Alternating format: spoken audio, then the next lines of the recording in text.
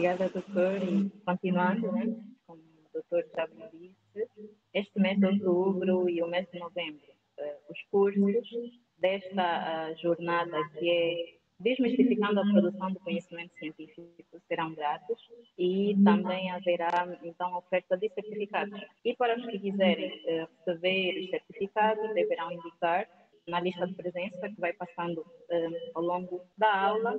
Então, a posterior, receberão os certificados em seus e-mails. E quanto aos formadores, teremos mediadores conosco, angolanos e internacionais, e convidamos a todos a sentirem-se sempre à vontade, como foi o dia de ontem, que não seja uma exceção o dia de hoje e os outros dias, sentirem-se à vontade para interagirem com os mediadores, para que seja mais soft e seja bem flexível e bem mais agradável a aula. E convido também a todos a visitarem nossa página nas redes sociais, no Facebook propriamente.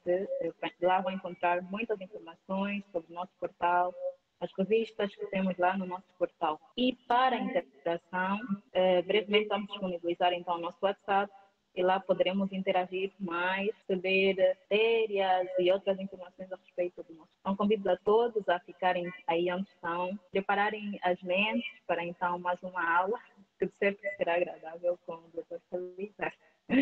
Doutor.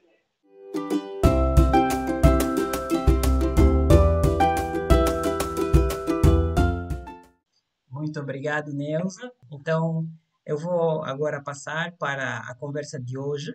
Todos vocês tiveram a oportunidade de receber por e-mail os tópicos para o que vamos falar hoje. É sempre bom dizer que o espírito aqui do portal, o que a equipa do portal pretende, é garantir que consigamos fazer sobre essa discussão sobre produção científica, comunicação científica, etc., possamos fazê-la com o máximo de tranquilidade possível e possamos fazê-la em forma de conversa também. Então, vocês fiquem à vontade para intervirem quando acharem que têm que intervir, quando acharem que tem alguma coisa que gostariam de colocar. Então, eu vou partilhar aqui a tela, estou a tentar aqui partilhar. Se vocês tiverem dificuldades em ver, avisem-me.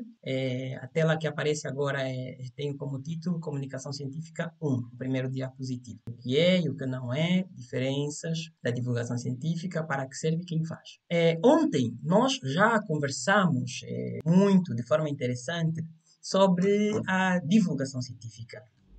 E hoje nós vamos continuar essa nossa conversa e o que nós gostaríamos de apresentar, o que nós gostaríamos de trazer hoje, é justamente essa possibilidade de conseguirmos saber quando é que, no âmbito do nosso trabalho como pesquisadores, estamos a fazer divulgação científica e quando é que estamos a fazer comunicação científica. Para todos os colegas, eu sei que uma boa parte dos colegas que está aqui hoje participou também ontem. Então, para todos os colegas que participaram ontem, já sabem muito bem que é divulgação científica, perdão, quando nós estamos a falar com pessoas que não são pesquisadores, pessoas que não fazem parte do mundo acadêmico, pessoas que não fazem usualmente um trabalho que está ligado, por exemplo, à universidade. De outro lado, nós temos aqueles momentos em que eu, pesquisador, quero conversar com os meus outros colegas pesquisadores. Eu, pesquisador, quero conversar com os meus pares, com professores universitários, com os meus próprios alunos, por exemplo. Então, ali, eu estarei diante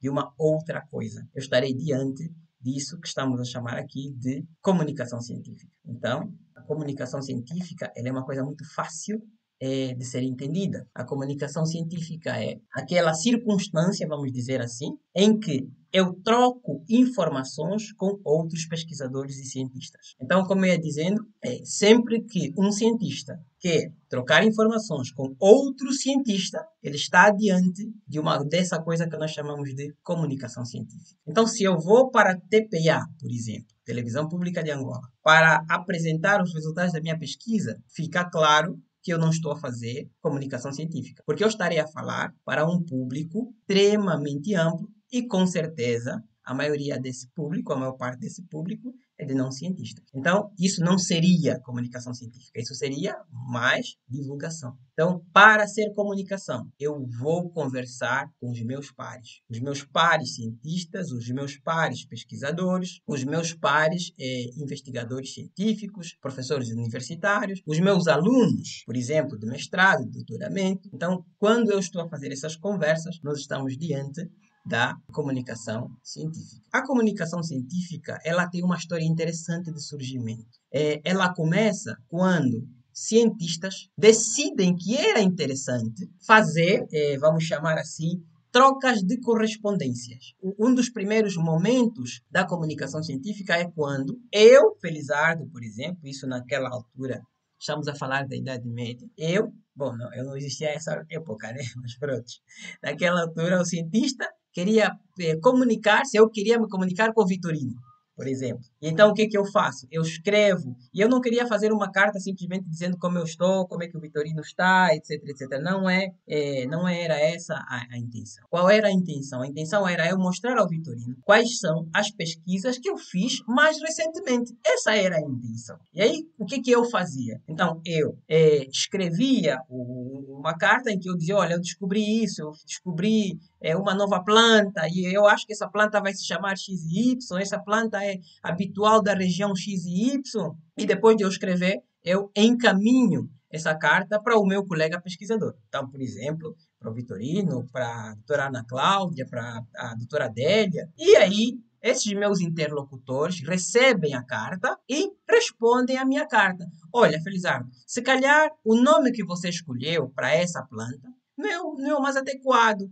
Verifica se não seria bom você usar um outro nome. Ou você tem a certeza que essa planta só cresce durante essa época do ano? Se calhar é bom você tentar pesquisar em outras épocas do ano a existência dessas plantas. Então, eram assim que funcionavam as cartas entre cientistas. Então, por meio das cartas entre cientistas, conseguia-se que um cientista expusesse as suas ideias científicas para outro, e inclusive recebesse retribuição, na forma de opinião, é claro, né, dessas informações que ele expôs na carta. Outra coisa que acontecia também era a troca de pequenas monografias e livros.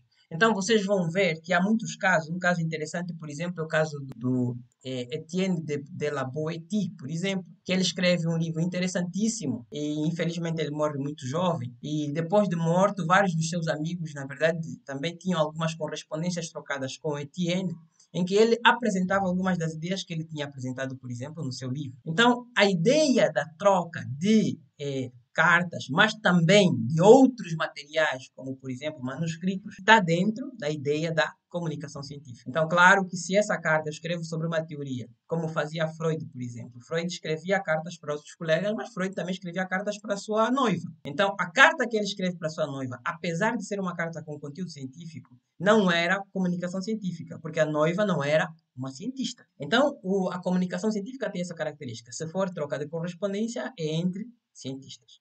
Outra forma também que era comum à época, do início da comunicação científica, eram as reuniões entre pesquisadores. E não só entre pesquisadores, mas também essas reuniões incluíam a presença de pessoas que faziam parte da nobreza e às vezes também de classes populares. Por que a nobreza participava dessas reuniões? Porque muitas vezes era a nobreza que financiava a pesquisa dos cientistas da época. Então, quem financiava a pesquisa queria saber o que o Felizardo descobriu, né? O que ele fez com o meu dinheiro, que tipo de teoria nova ele criou com o meu dinheiro. Então, a apresentação dos resultados dessas pesquisas, e estamos a falar, por exemplo, de pesquisas que eram muitas vezes expedições. Vocês vão se lembrar, por exemplo, que o Charles Darwin, ele quando escreve a teoria da evolução das espécies, grande parte do que ele escreve é um resultado de uma expedição que ele fez pelas Ilhas Galápagos. E alguém pagou essa expedição, perdão. E na volta, então, as pessoas tinham o hábito, os cientistas tinham o hábito de explicar, contar as peripécias e as descobertas que fizeram ao longo das suas viagens. E, de novo, estavam presentes a nobreza e, muitas vezes, pessoas consideradas da classe popular também. Bom, quando há a invenção da imprensa, o que acontece? O que ocorre? Então, aquela comunicação científica que era feita de uma maneira mais ou menos rudimentar, ela passa a ser feita já de uma maneira muito mais organizada, porque já tínhamos ali a imprensa para permitir, por exemplo, que as minhas ideias pudessem ser reproduzidas, né? Muitas vezes ser copiadas e reproduzidas muitas vezes. Então, esse é um outro momento importante da popularização da ciência por meio da popularização da imprensa, portanto, da máquina de imprensa. Então, a comunicação científica teria alguns desses elementos importantes. O primeiro deles diz respeito ao fato de que ela inicia por meio de correspondências trocadas entre cientistas. Depois, ela passa a acontecer também em reuniões que os pesquisadores realizavam com membros da nobreza, muitas vezes porque esses membros tinham financiado as suas viagens ou as suas pesquisas, e também com classes populares, né? Classes populares, estamos a falar daquelas pessoas consideradas mais pobres, por exemplo. E, por fim, né, ela se beneficia profundamente com a popularização da imprensa. Tá? Então, portanto, a máquina de impressão do Gutenberg. E aí vem a pergunta, eu acho que foi o Vitorino que ontem perguntou sobre isso, qual era a importância para a ciência, qual era a importância da divulgação científica para a ciência. Tá? Bom,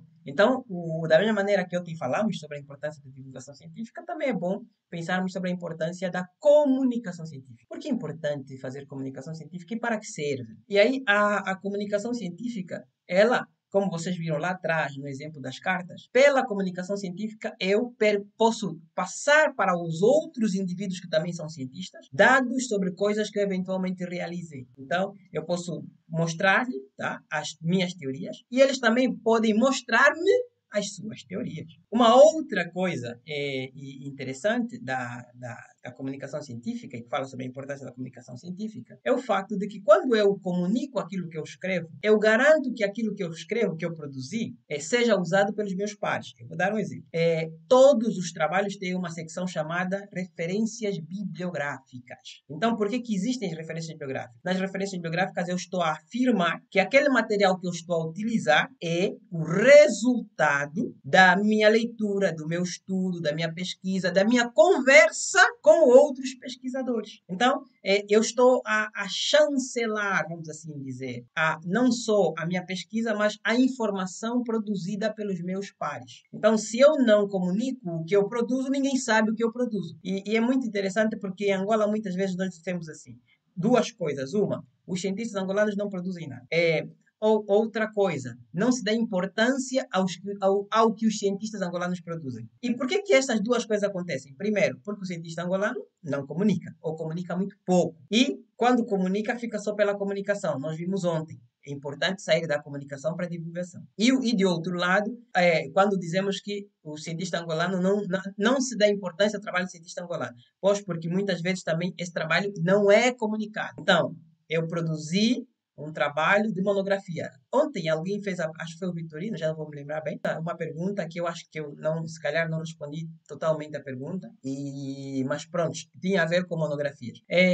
E vejam o que é interessante. Da mesma maneira que nós podemos fazer, por exemplo, pegar uma monografia e transformar em um material de divulgação científica, nós podemos fazer exatamente a mesma coisa com uma monografia. Nós podemos pegar uma monografia, portanto, um trabalho de fim de curso, um mestrado ou um doutoramento, e transformar em artigo científico ou em artigos de comunicação científica. Então, os autores, muitas vezes, não têm as suas ideias veiculadas e conhecidas porque não fazem esses exercícios. Quer dizer que, apesar de você ter escrito uma dissertação, se calhar ainda é preciso transformar essa dissertação em um artigo de comunicação científica para facilitar. E depois, também, em um artigo de divulgação científica. Então, esses processos vão garantir que se consiga isso que estamos a chamar aqui de garantia de utilização da informação científica.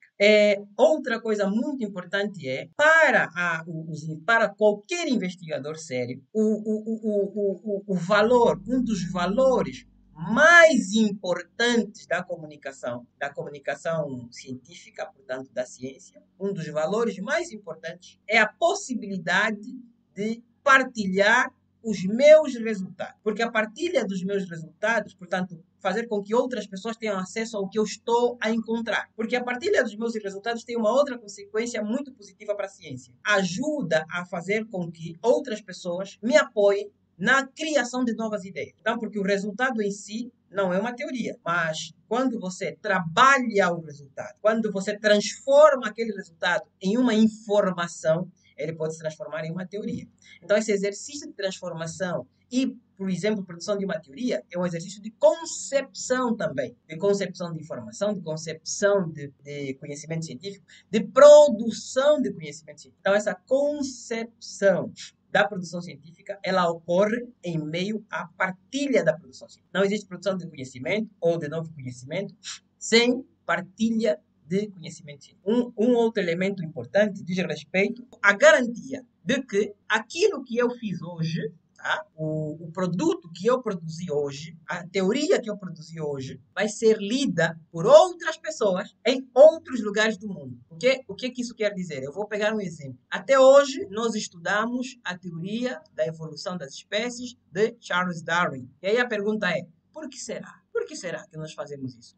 Nós continuamos a estudar a teoria das espécies, da evolução das espécies de Charles Darwin, pelo simples fato de que a teoria foi partilhada, houve troca de informação, ela foi citada, utilizada e reutilizada, e então, desse sentido, ela permanece, vamos assim dizer, ela permanece no seio da comunidade científica como um assunto de discussão entre cientistas. Isto é garantia de perenidade. Ou seja, falar de garantia de perenidade é dizer, por outras palavras, que por meio da comunicação científica nós garantimos que esse conhecimento seja também sabido, vamos dizer assim, por futuras gerações. É garantir que daqui a 10, 15, 20 anos, as informações que eu produzi hoje sejam conhecidas por outras pessoas. Isso é perenidade, quer dizer, garantir que aquilo não se estrague, não se destrua ou não se perca, vamos dizer assim. E um outro elemento que diz respeito à importância e a validade da comunicação científica é que, pela comunicação científica, eu faço uma outra coisa que é fundamental para a ciência, que é a produção de novas áreas, novas disciplinas e novos campos científicos. Então, imaginem, eu sou do campo da psicologia e um dos campos da psicologia, que é um campo fascinante, é o campo da psicanálise. E a psicanálise, ela surge, se tivermos que pensar em termos de... Ela não tem mais do que 100 anos, ou melhor, ela tem mais ou menos 100 anos de existência. Para uma teoria é muito pouco tempo. Mas essa teoria surge como resultado de um processo de perenidade do conhecimento. Mas o mais interessante é, ao se produzir as ideias, várias ideias, que não pareciam caber na psicologia tradicional, foi necessário criar uma nova disciplina, ou seja, psicanálise. Foi necessário criar um novo campo de investigação, o campo da psicanálise. Inclusive, foi necessário criar uma nova prática, um novo campo de prática de atuação psicoterapêutica. Então, comunicação científica também faz isso. Então, só para lembrarmos, se eu não faço comunicação científica das minhas produções científicas, elas vão morrer. Quando eu morrer, elas também vão morrer. Como é que eu faço isso? Eu tenho que partilhar. Ou seja, conhecimento científico não se guarda no cofre. Eu descobri uma teoria fantástica. Qual é a teoria, Felizardo? Não, eu vou guardar essa teoria para mim, senão vão me roubar. Não, publica. Escreva a teoria e publique em forma de artigo científico. Publique em forma de livro científico. Apresente em um congresso científico. É assim que se garante a divulgação da tua ideia, a perenidade da tua ideia e, claro, a possibilidade dessa tua ideia garantir ou contribuir para o surgimento de novos campos de conhecimento, de novas disciplinas, de novas áreas de estudo. Faz-se comunicação científica em vários ambientes. Quer dizer que nós podemos fazer a comunicação científica em diferentes espaços. E para isso, nós normalmente consideramos dois tipos de espaço. Um que costumamos chamar de espaço formal da comunicação científica e o outro que costumamos chamar de espaço informal da comunicação científica. Então, quando eu, enquanto orientador de um grupo de alunos, por exemplo, de mestrado, doutoramento ou licenciatura, me reúno com esses alunos para conversar sobre os seus trabalhos, para fazer o próprio exercício de orientação, nós estamos num ambiente que é um ambiente informal, mas ele é um ambiente de discussão científica, é um ambiente em que são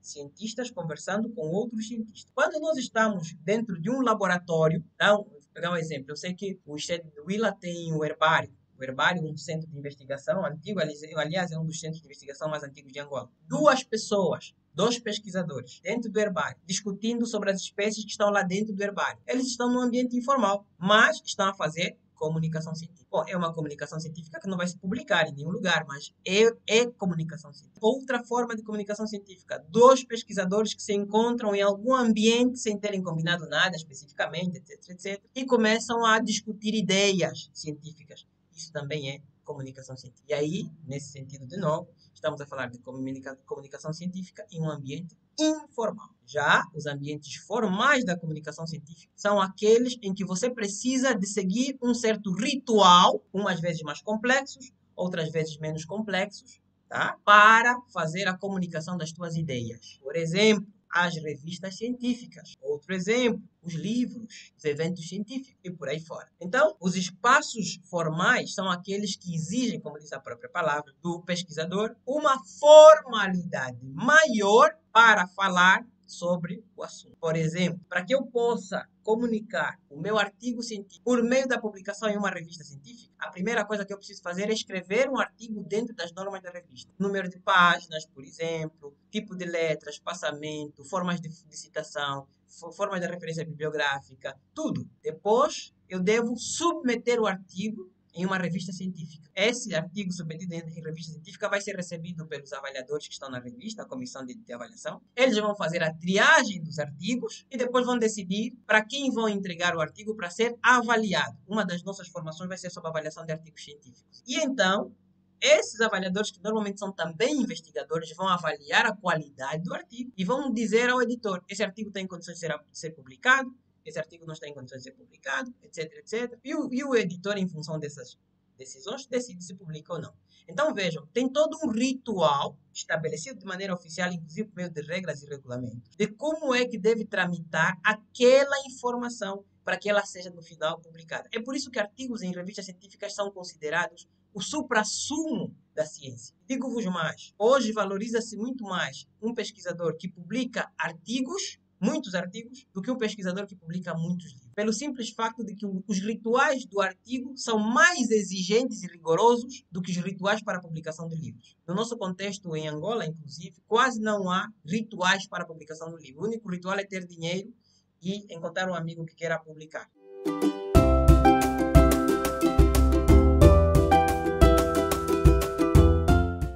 Continuando ainda, é importante, então, nós estamos a falar aqui dos ambientes, é importante, então, falarmos um bocadinho mais detidamente sobre estes, e o primeiro deles são os eventos científicos. Quase todas as instituições de ensino superior em Angola, hoje, realizam algum tipo de evento científico, ou jornadas científico-pedagógicas, ou congressos, conferências, simpósios, seminários, e, como no nosso caso, estamos a fazer uma jornada. É um evento científico. Então, os eventos científicos são uma estratégia possível de comunicação científica. E, portanto, o espaço de um evento científico é, na verdade, um canal de comunicação científica. E em si mesmo é um ambiente, mas também um canal em que se faz a comunicação científica. Assim sendo, vocês têm aqui um exemplo, né, de uma conferência, mas eu podia ter trago vários outros. Né? Como eu disse, quase todas as instituições hoje realizam algum tipo de evento científico. Portanto, quase todas as nossas instituições realizam pelo menos essa forma de comunicação científica. Para participar de um evento científico, normalmente o que é necessário? É preciso ter um artigo, não precisa ser um artigo completo, muitas vezes é só um resumo, tá?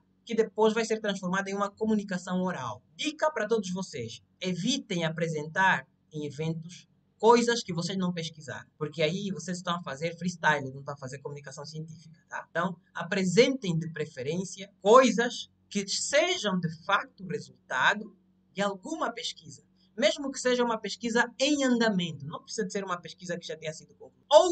Outro ambiente de divulgação, e portanto também um canal de divulgação, são os periódicos científicos. Aqui em Angola costumamos usar a expressão revistas científicas. Okay?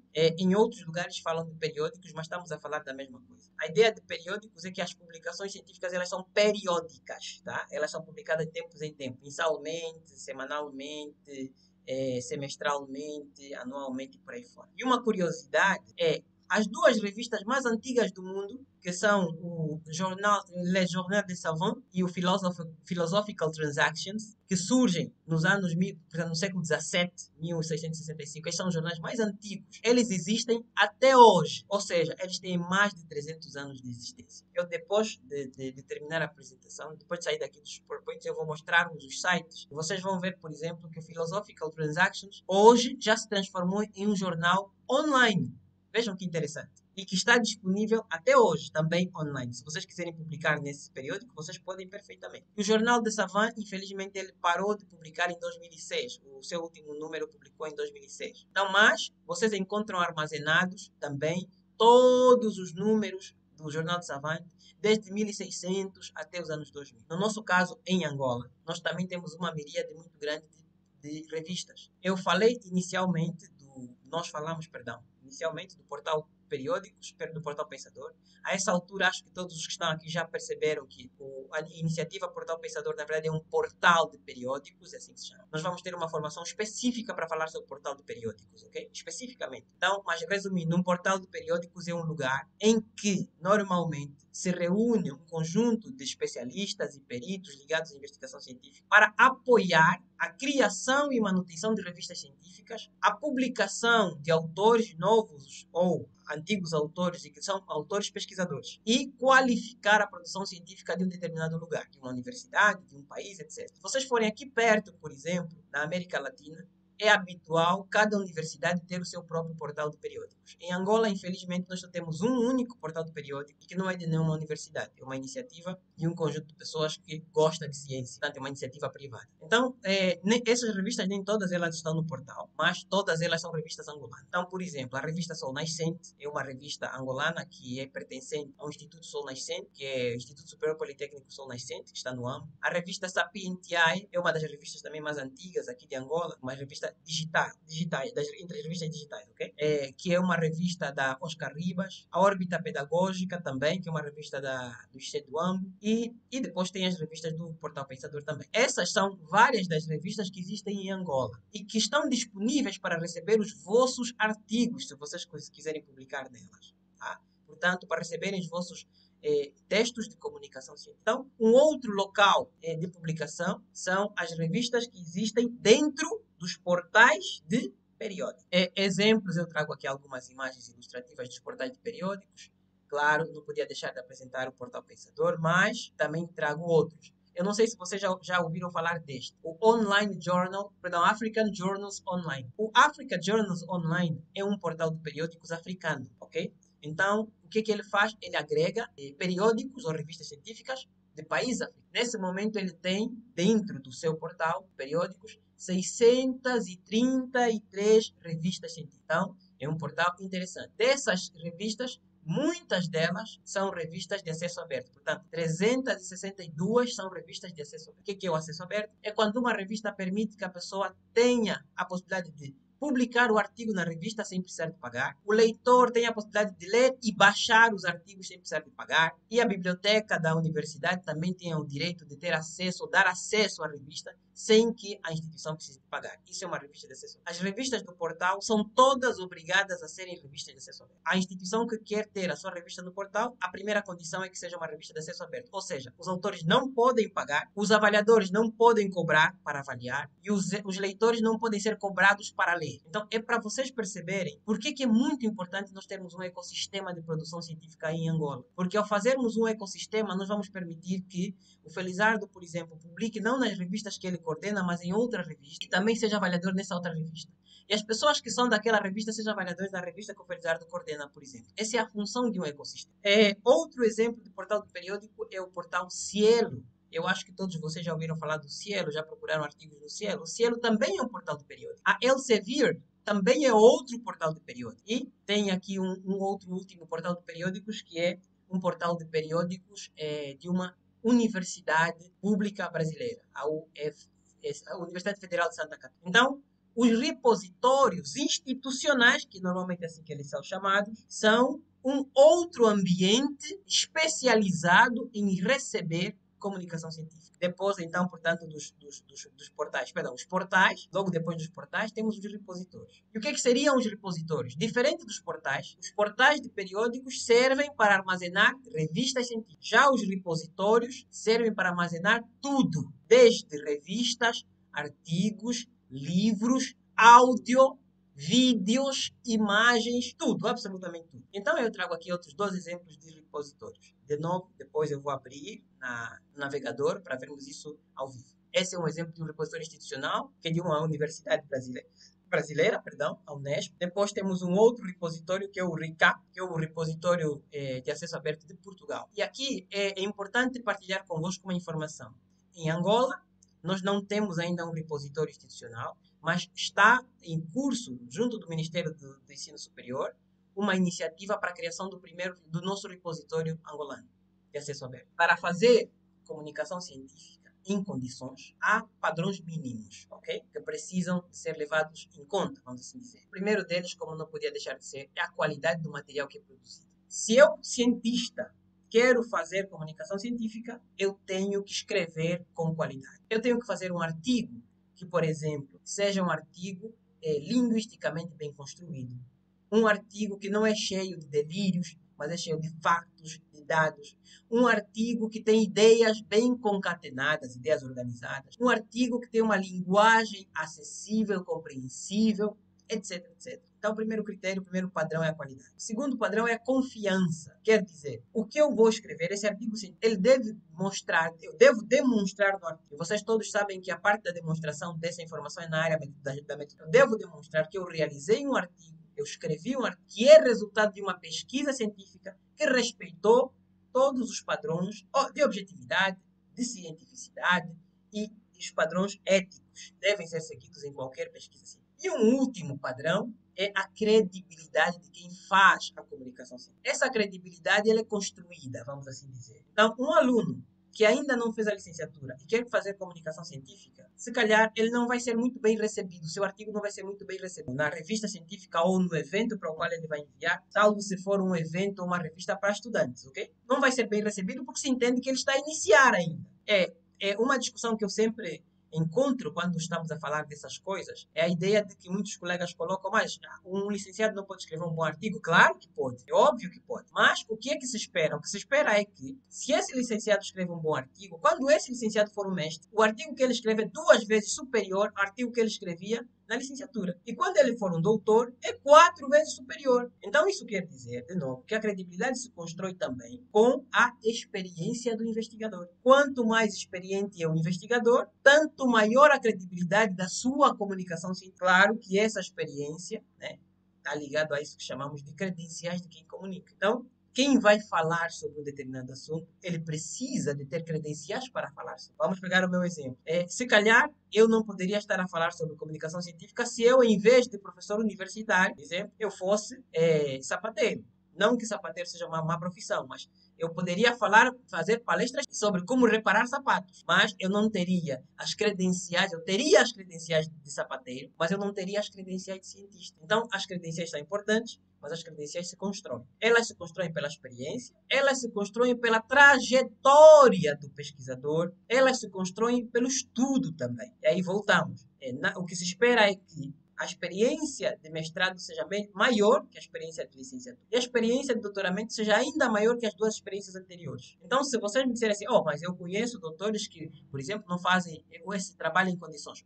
Quer dizer que, se calhar, agora ele precisa de fazer o caminho para ter essa experiência, para conseguir fazer com que a sua experiência esteja equiparada, por exemplo, aos seus títulos, etc, etc. E não há problema nenhum nisso, porque as trajetórias, inclusive as trajetórias acadêmicas, são muito diferentes. Então, mas que é importante nós, pesquisadores, termos consciência de que a credibilidade do pesquisador ela é construída. Ela é como se fossem pequenos blocos. Então, quando se fala em comunicação científica, nós podemos resumir e dizer assim, primeiro, estamos a falar da comunicação que se faz entre pesquisadores e professores, por exemplo, universitários, entre cientistas e técnicos. Não estamos a falar de outro tipo de comunicação. A comunicação científica, ela ocorre em ambientes muito específicos.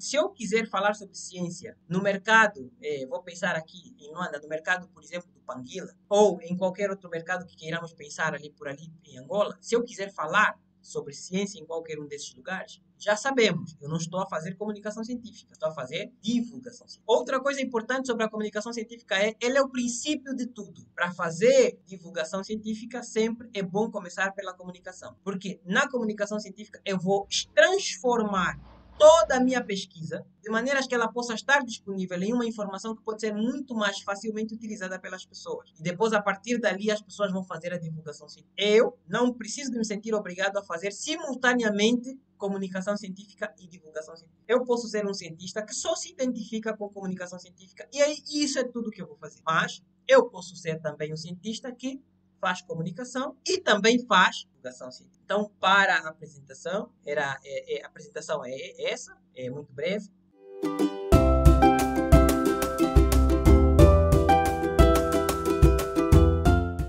E agora eu vou passar para os exemplos. Mas antes de mostrar os exemplos, eu gostaria que vocês próprios também se manifestassem. Alguém ali da sala quer se manifestar, dizer alguma coisa? Eu vou olhar rapidamente no chat para ver se tem alguma pergunta. Parece que não sei se são perguntas, mas são comentários. Eu estou a olhar enquanto... Ok. Lua Gabriel, abra o microfone, por favor. Brinde-nos com as suas colaborações. Boa tarde, pessoal. Boa tarde, Portal Pensador. Eu tenho uma questão. É com relação à credibilidade. Na verdade, nós estamos ainda atualmente no mundo da ciência e a comunicação científica. Penso que Angola e África a receber a credibilidade nesse caso, nesses últimos tempos. E eu penso que isso é ainda, até o momento, um desafio muito grande para as nossas sociedades científicas. Eu gostaria de saber, sendo que a credibilidade é muito influenciada, né, pela experiência, também os credenciais de quem os comunica. Eu gostaria de saber como é que o público fora, nesse caso, público internacional, vamos pensar mais na Europa, nas Américas, vão encarar, nesse caso, a nossa divulgação, a nossa comunicação científica, sendo que a credibilidade para os nossos assuntos acerca de ciência ainda é muito comprometida atualmente. Como é que eles poderiam encarar e quais seriam as estratégias que nós teríamos para lutar a cada momento de modo a que sejamos reconhecidos concernente a isso? Lua, muito obrigado pela pergunta. Eu vou responder assim, rápido e curto, dizendo assim: a boa comunicação científica avalia-se pela qualidade da comunicação científica. O que é que isso quer dizer? Vamos pegar um artigo científico. Okay? Como é que eu avalio se o professor Felizardo escreve bons artigos ou não? Eu tenho que ver onde é que o professor Felizardo... Primeiro, se o professor Felizardo tem publicação. Porque se ele não tem publicação científica, é porque ele não faz comunicação científica. Depois, eu vou olhar para os lugares em que ele publica. Quais são as revistas? Ele só publica nas revistas angolanas, por exemplo. Lembre, só. Ele não publica em outras revistas, só em revistas angolanas. E nas revistas angolanas, que revistas são essas? Como é que eu avalio que revistas são essas? Eu vou olhar os critérios de qualidade de uma revista. Quais são os critérios de qualidade de uma revista? De novo, vamos ter um encontro em que vamos discutir isso muito longamente, mas vou dar alguns exemplos. Essa revista faz publicações periodicamente. Essa revista, os artigos que são submetidos nessa revista, passam por avaliação por pares ou publica o compadre do dono da revista? Essa revista tem autores estrangeiros também ou só tem autores angolanos, do bairro, do editor da revista? Essas coisas todas, você avalia a revista e ao avaliar a revista, automaticamente você está a avaliar a qualidade dos artigos que estão na revista. O que eu quero dizer com isso, Lua? Que o reconhecimento internacional depende da forma como essas revistas são avaliadas. Então, eu, pesquisador, vou ser avaliado, se eu sou público das revistas angolanas, eu vou ser avaliado em função da qualidade das revistas angolanas em que eu publico. Eu publico em Angola, mas também publico lá fora. Eu vou ser avaliado tendo em conta essa diversidade da minha publicação. Então, vão avaliar também como são as revistas em que eu publico lá fora e como são as revistas que eu publico cá dentro. Então, são vários procedimentos de avaliação. Por isso é que são importantes, por exemplo, os portais de periódicos, os repositórios e outros elementos. Por quê? Porque os portais de periódicos eles têm uma característica. Ou eles ajudam a criar revista que já nasce com alguns critérios importantes, internacionais importantes, ou ele só aceita dentro do portal uma revista que cumpre com esses critérios. Então nós vamos olhar para a revista. Como é que é o conselho editorial? São todos doutores, tem mestres, tem licenciados, tem licenciandos. Isso já é um critério de qualidade para a ciência.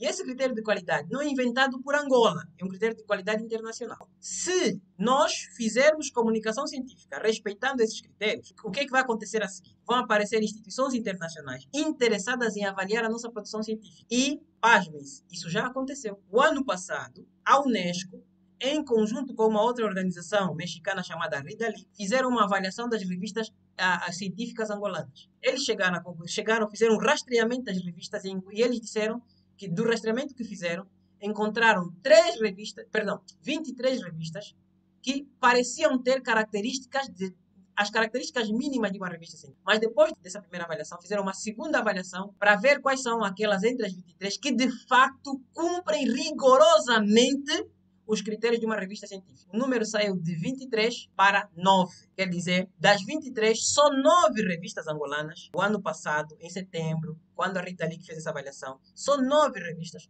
conseguiam cumprir com os requisitos mínimos de qualidade. As outras ainda precisam de crescer. Isso não quer dizer que aquelas novas já tenham a coisa ganha, não, não é isso. Quer dizer que aquelas precisam de continuar a trabalhar para não baixarem e as outras precisam de continuar a trabalhar para subirem. Então, se uma revista foi avaliada naquela época e desde lá para cá parou de publicar, isso vai lhe prejudicar numa próxima avaliação. Então, a avaliação externa, que é assim que se chama, a avaliação dos outros países, a avaliação externa, ela é feita com base em critérios que são universais dentro do campo e objetivos, universais e muito objetivos.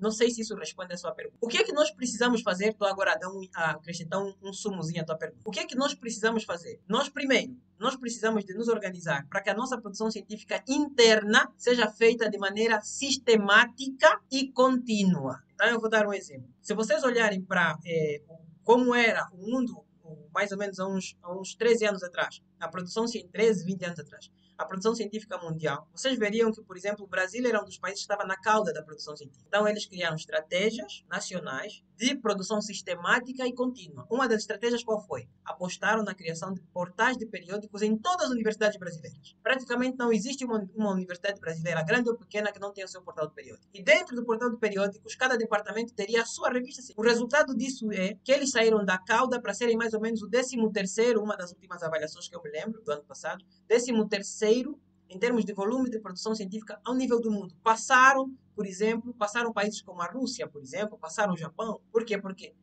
criaram uma política interna para fazer essa produção. Bom, a partir daí, a produção, como é muito volumosa, não tem como os países passarem ao lado. Tem obrigatoriamente que olhar para essa produção, que avaliar essa produção. E ao avaliar essa produção, é claro que muita coisa vai ser considerada joio, mas tem muita coisa que também vai ser considerada trigo. Então, nosso caminho, aumentar a intensidade da nossa produção científica. Temos 23 revistas? Vamos aumentar, vamos ter 30, 40, 50, 100 revistas, por que não? 1000 revistas. E, com isso, vamos estimular também, dentro das redes de pesquisadores, como aqui, por exemplo, no Portal Pensador, esse esforço contínuo de produção científica de todos que fazem parte da rede. Ou seja, se cada um de nós, por exemplo, hoje, nesse encontro de hoje, somos 16 pessoas na sala. Se cada um de nós fizer um pequeno esforço de publicar uma resenha por ano, por exemplo, o que vai acontecer? Nós teríamos, no final do ano, 16 resenhas publicadas.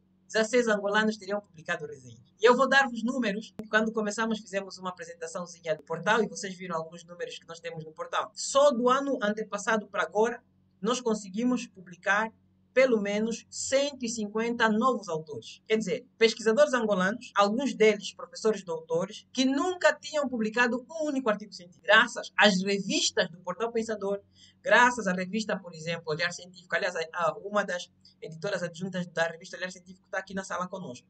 Graças à revista Olhar Científico, graças à revista de Extensão, graças à revista Realidade Social, graças à revista do ICE do Willa, conseguimos fazer com que pelo menos 100 angolanos que nunca tinham publicado um único artigo, conseguiram publicar o seu primeiro artigo na vida. E o que nós queremos não é que essas pessoas continuem a publicar nas mesmas revistas, mas é que eles também se arrisquem a publicar lá fora. Mas também aqui internamente, nós temos que continuar a melhorar a qualidade das nossas revistas e aumentar o número de revistas disponíveis. Lua perguntou uma coisa pequena, eu respondi uma coisa muito grande. Peço desculpas por isso.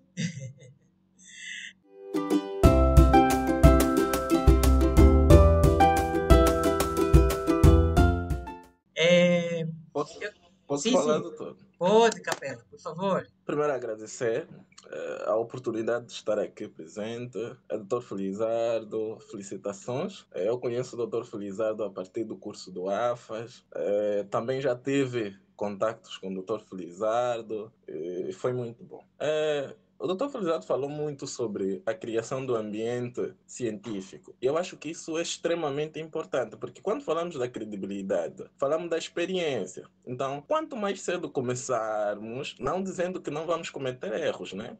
A caminhada faz-se com erros, mas quanto mais cedo começarmos a errar, então mais cedo também atingiremos um bom patamar naquilo que é a produção científica. E eu digo que, principalmente aqui em Angola, existe muita gente com vontade de trabalhar. Inclusive, eu sou estudante ainda do 5º ano, mas eu, quando entrei para a faculdade, entrei com muitas expectativas de querer publicar pelo menos 5 artigos até sair da faculdade. Mas acredito que ainda há tempo, e agora com a revista do Portal Pensador, acredito que isso só vem mais facilitar, só vem facilitar ainda. Então, é isso. Eu acredito que existem muitos potenciais aqui e muitas das vezes nós só não fazemos porque não sabemos por onde começar, porque não temos as portas abertas, não sabemos qual é o passo que devemos dar depois. Então, iniciativas como estas, que vêm nos mostrar o que é necessário para publicar, qual é a importância da publicação científica, são mesmo de louvar e são necessárias. São necessárias. Agora, o doutor disse que existiam talvez doutores, né? Ou licenciados, mestres, que se calhar nem tinham sequer um artigo publicado. Eu acho que em outras realidades isso é quase que impossível, mas na nossa realidade é muito comum. Então Capela, era isso que eu tinha de contribuição. muito obrigado, Capela. Antes de passar a palavra para o Albert, eu vou aproveitar o que Capela disse sobre o erro. De facto, nós precisamos de ter coragem de errar para conseguirmos avançar. Mas eu digo assim, nem tudo é erro. Algumas coisas são ideias novas. Mas como nós não vimos essas ideias lá no Ocidente, nós ficamos com a impressão que são um erro. Então, pensar sobre a produção de um ecossistema também é nos perguntarmos, será que toda a nossa ciência tem que estar pautada pela ciência ocidental? Não é a altura de começarmos a produzir ideias e teorias e forma de organização do conhecimento científico que seja tipicamente angolano? Isso não quer dizer que vamos pôr de lado o rigor científico, não. Mas há ideias que, se calhar, precisamos de uma dose de novidade. Precisamos de buscar referências que não existem, precisamos de criá-las. Então, algumas vezes são erros, mas há vezes que não são erros. São ideias novas. Enquanto nós não tivermos a ousadia e a coragem de inovar, nós vamos ser apenas copiadores, que por enquanto é o que nós somos. Bom, assim sendo, eu vou, se calhar, passar para o chat. O Vitorino colocou aqui, acho que muitos trabalhos científicos são colocados nas bibliotecas e não são publicados. Vitorino, um dos problemas, uma coisa que poderia ser resolvida é se nós tivéssemos bibliotecas digitais. Também, um dos encontros, nós vamos falar exatamente sobre isso, vamos falar de repositórios e bibliotecas digitais. As bibliotecas digitais permitiriam que, se o Felizardo fizer um trabalho, disponibiliza na biblioteca, e não vai ser apenas um angolano que vai procurar. Pode ser alguém, um estudante que está nos Estados Unidos, um estudante que está em Portugal, um estudante que está em Israel, que por algum motivo está a pesquisar o mesmo tema. Coloca no Google, e como aquele trabalho está numa biblioteca digital, virtual, ele tem automaticamente acesso àquele trabalho. Então, na verdade, nós precisamos de também fazer esse esforço de modernizar o tipo de mecanismos que temos usado para dar sustentação à divulgação e à comunicação e à publicização dos nossos trabalhos acadêmicos. Lua, antes de lhe passar a palavra, queria que o Albert tentasse outra vez. E se ele não conseguir, então, Lua, fala. Albert, queres tentar outra vez? Doutor Felizardo, boa noite a todos. Sou o Albert mesmo, estou aqui próximo do Lua e... Perfeito. Sim, tive problemas no telefone, então estou-me a aproveitar do telefone do Lua. Doutor Felizardo, eu tenho duas questões.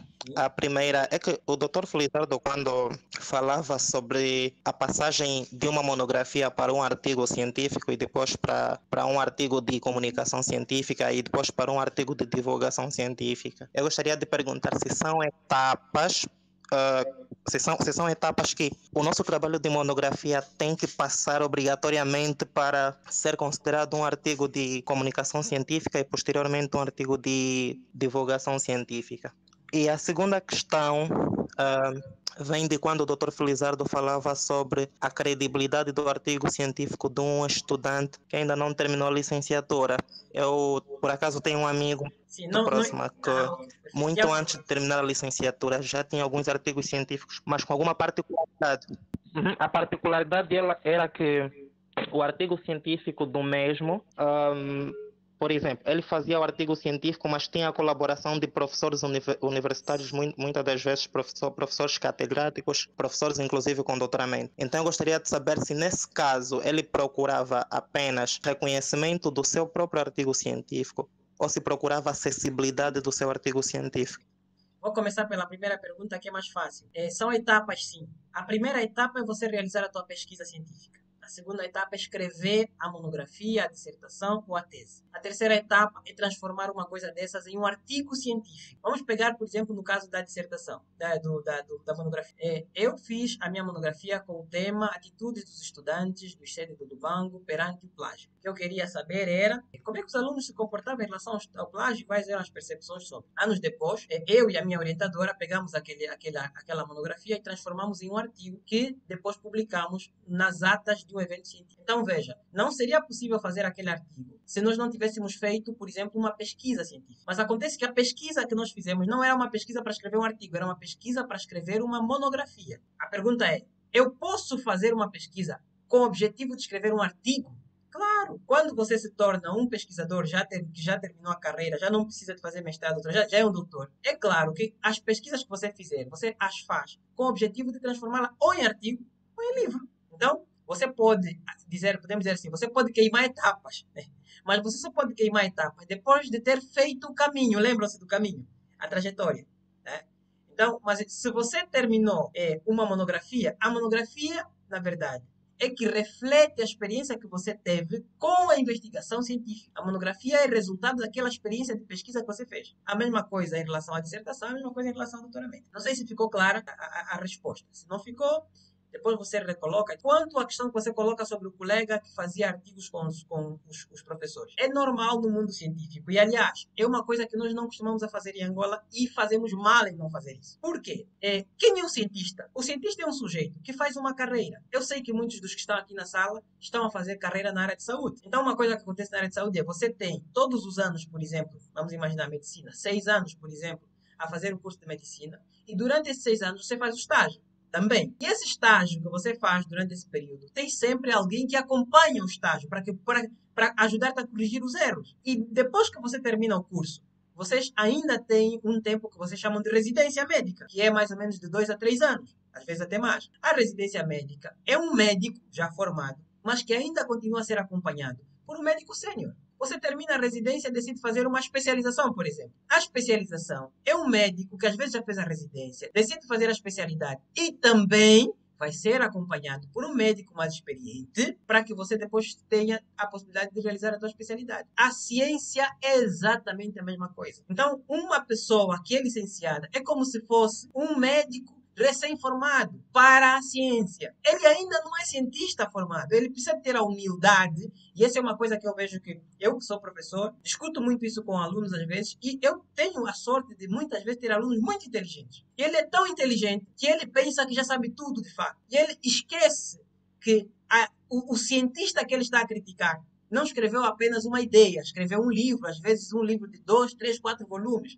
Ele lê uma frase e ele já acha que essa frase, ele tem condições de criticar a teoria por ter lido uma frase.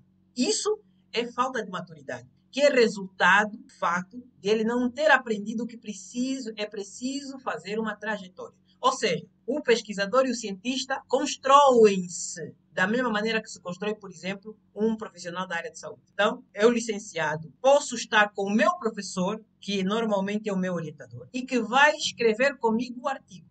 Eu daqui a pouco vou abrir um parênteses. O que isso quer dizer? Eu vou ter um aluno, eu vou orientar o trabalho dele. Quando ele terminar o trabalho, eu vou orientar a escrita de um artigo. E eu, inclusive, também vou pôr a caneta naquele artigo. Porque há coisas que eu vou ter que explicar de formas que o aluno não consegue explicar, porque, como é um artigo científico, precisa de uma profundidade maior. Isso se chama coautoria. É diferente de o aluno me trazer um artigo já pronto e dizer assim, professor, eu gostaria que você pusesse o teu nome, porque assim a probabilidade de publicar é maior. Um professor que faz isso é um professor, inclusive, que está totalmente fora de qualquer princípio ético. É proibido a um professor, a um investigador fazer isso. Ele só pode ser coautor de algo que ele tenha ajudado a escrever. Se ele não ajudou a escrever, ele não pode ser coautor. Então, não é o teu amigo, ele não está a ser o alpinista. Não, muito pelo contrário. Ele está a fazer o caminho certo. Trabalhar, se é isso que ele estava a fazer, claro. Trabalhar com um pesquisador mais experiente para conseguir ter um produto mais qualificado do ponto de vista do artigo que sai depois no final. Vai chegar um tempo que ele vai trabalhar com muita gente e ele vai aprender e ele vai se sentir confortável o suficiente para sozinho começar a publicar os seus próprios artigos. Mas digo-vos uma coisa, como pesquisador também, é bom publicar artigos sozinhos, mas não se esqueçam de publicar alguns artigos em conjunto com outros colegas. Porque o ato de publicar em conjunto tem muitas vantagens. Uma das vantagens é que quando você publica com alguém, você discute com essa pessoa o texto que você está escrevendo. Isso qualifica o texto. Há ideias que você pensou que eram ideias muito certas, mas na altura em que você discute com um colega, na altura em que você faz essa reflexão com o colega, o que vai acontecer? Ele pode dizer, olha, eu acho que a tua ideia aqui, falta acolá, olha, vamos pensar mais sobre isso. Vamos ler aquele autor. Então, esse é um exercício importante. Então, Albert, eu não sei se eu consegui responder a tua preocupação. Sim. Ok, muito obrigado. Deixa-me olhar aqui no chat. Bom, acho que não tem mais perguntas no chat. Então, não tendo perguntas, eu vou fazer aquilo que nós tínhamos prometido. Eu vou mostrar-vos agora. Doutor Felizardo, sim, conseguiu. Foi muito claro, por acaso. Obrigado. Ai, que bom. Okay, nós é que agradecemos. Então, eu agora vou partilhar a tela para poder mostrar-vos, só um minuto, para mostrar-vos algumas das coisas que eu fui passando no slide, porque, na verdade, o slide era estático, não é? Então, eu vou partilhar convosco. Pronto. Primeiro, eu disse-vos que o jornal, o Philosophical Transactions, hoje está ativo, como vocês podem ver, né? Essa é a capa inicial. Hoje essa é a cara do Philosophical Transactions, que inclusive hoje ele divide-se em categorias. Philosophical Transaction A, Philosophical Transaction B. Por aqui vocês conseguem encontrar, por exemplo, outras informações, como, por exemplo, vídeos. Quer dizer, eles modernizaram totalmente a revista. Tá? É uma revista que ficou totalmente dentro daquilo que se espera que seja uma revista científica hoje, nesse mundo das novas tecnologias. Tá? Então, e vocês depois, mais tarde, podem experimentar, visitar a revista e vão encontrar todas essas coisas que eu estou a mostrar. Então, aqui, por exemplo, ela está a encaminhar-nos para a playlist da revista. Imagina, a revista tem playlist. Isso quer dizer que as revistas científicas hoje, elas fazem um esforço muito grande de serem acessíveis a outras pessoas. Lembram-se da conversa que tivemos ontem sobre divulgação científica? O que a revista faz? Ela tem a página, que é aquela que eu vos mostrei, que é uma página para a comunicação científica. Quando você clica naquele link que eu cliquei de vídeos, ela nos encaminha para uma página de divulgação científica, em que eles fazem uma reconstrução, vamos assim dizer, dos artigos que foram publicados e apresentam aqui em forma de vídeos. Claro, vai estar em inglês. Então, eu estou só aqui a mostrar-vos um exemplozinho para vocês terem uma ideia do Royal Society Publishing. Perfeito. Então, reparem.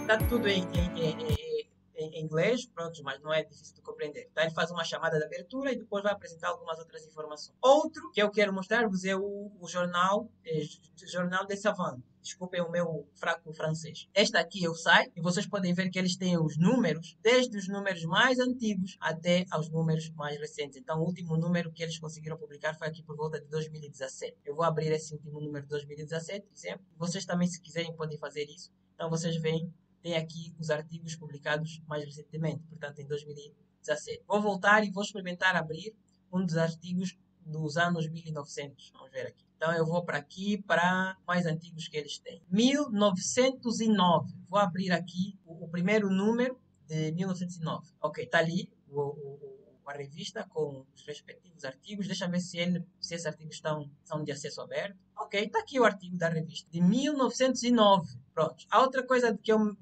eu me referi foram os repositórios. Então, esse é o RECAP, que é o repositório português, como vocês podem ver. Dentro do RECAP, a característica do RECAP, desse repositório, é que ele associa-se a outros repositórios institucionais do país. Tá? Então, vocês veem aqui, por exemplo, a ata médica, a ata farmacêutica. Tá? Então, é assim que funciona. Se vocês quiserem ter acesso a ele, simplesmente vocês clicam em pesquisa, por exemplo, e podem pesquisar o que vocês quiserem por assuntos e também por categorias de documentos, como vocês viram. Então, esses são alguns dos exemplos para vocês entenderem um pouco aquilo que estávamos aqui a tentar mostrar.